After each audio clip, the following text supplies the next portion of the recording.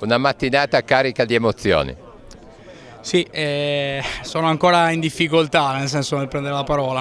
Una mattinata carica di emozioni, soprattutto perché, come avrete visto, è una cerimonia militare che però poi ha assunto anche una connotazione molto umana e un po' meno formale, soprattutto perché è arricchita dalla presenza di tanti amici, compresi voi. Quindi grazie di cuore e grazie di cuore a tutti i liguri che mi hanno accolto appunto con questo straordinario calore e affetto.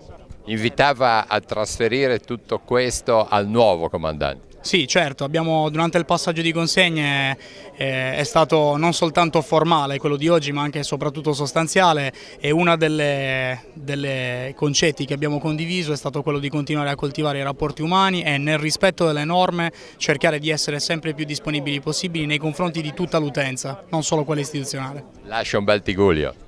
Lascia un bellissimo Tiguglio, lo era prima, lo è ancor più adesso e sono convinto che continuerà ad arricchire le sue caratteristiche al termine dei vari progetti di ristrutturazione dei porti, come dicevo prima.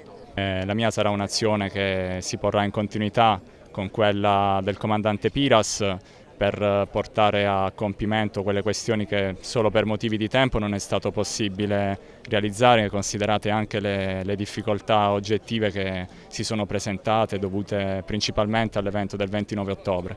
Questo non vuol dire che quelle questioni rimarranno in sospeso, anzi saranno portate sicuramente a termine e oltre a quello anche qualunque altra vicenda che dovesse interessare il territorio, soprattutto per quanto riguarda i pubblici usi del mare. Ha sentito questo cuore grande del Tigullio questa mattina?